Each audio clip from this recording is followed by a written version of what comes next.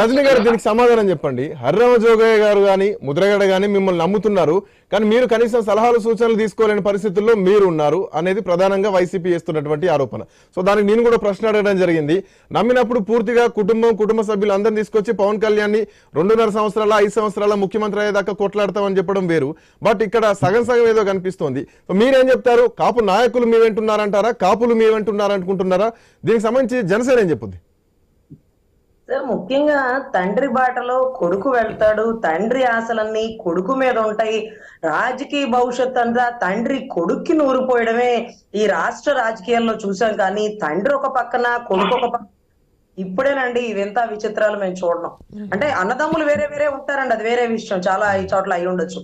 కానీ ఈ రోజుకి హరిరామయ్య జోగయ్య గారి ప్రేమ మొత్తం ఆ పవన్ కళ్యాణ్ గారి మీదే ఉంటుంది. కానీ కొడుకు మాత్రం వైసీపీకి వెళ్ళిపోయాడు. వైసీపీలో వద్దు, వైసీపీ పెద్దదించడమే మన అంతిమ లక్ష్యం అంటే మాకంటే కళ్యాణ్ గారు దూరంగా ఉన్నారని లేఖలు రాయాల.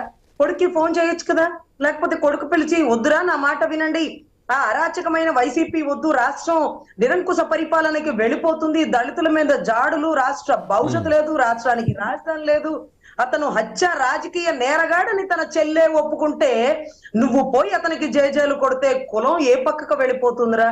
కులంలో ఒకడు ముందుకొచ్చాడు, దశాబ్ద కాలం నుంచి పార్టీలో పనిచేస్తున్నాడు, ఏ ఒక్క పదవిని నాలాగా కూడా అధిరోహించలేదు, కనీసం ₹1 కూడా వెనకేసుకోలేదు, భవిష్యత్తు తన డబ్బులన్నీ భవిష్యత్తుకే ఖర్చు పెడుతున్న వ్యక్తి, అతని పక్షాన మనం నిలబడాలి అని తన తండ్రి తన కొడుక్కి చెప్పుకోలేదు. కానీ లేఖల ద్వారా మాకు సలహా సూచనలు ఇస్తూ మా నాయకుడిని గొప్పగా చూడాలని, కాపుల అభివృద్ధిని చూడాలన్న కాంక్ష కావించిన వీరు ఎవరైతే మా కాపు కుల పెద్దలు ఉన్నారో, హరిరామయ్య జోగయ్య గారు గాని, మా ముద్రగడ గారు గాని, వీళ్ళందరూ కుల పెద్దలేనండి, మా మంచి కోరుకుంటున్నారు.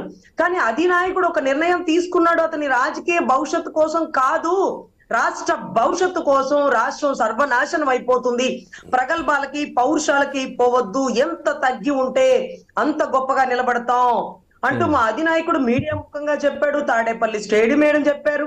వీటన్నిటికంటే మించి నిన్న సునీతమ్మ చెప్పింది, అరే పవన్ కళ్యాణ్ లాంటి అన్న లేకపోయాడే, నాకు జగనన్న లాంటి అన్న దొరికాడే, హత్య రాజకీయాలు ఉన్న జగనన్నకి దయచేసి ఓటేయకండి, హత్య రాజకీయాలను ప్రోత్సహించకండి, ప్రజాస్వామ్యాన్ని కాపాడండి, రాజకీయానికి అడ్డొచ్చాడని మా నాయని చంపినాడు, అది నా వెనకాలే ఉంటూ కుట్ర చేసినారు అంటూ ఆ చెల్లి చేసినటువంటి వీడియో ఢిల్లీ సాక్షిగా మీడియా ముఖంగా అందరికి అవేర్నెస్ అయిందండి. రాష్ట్ర ప్రజలందరూ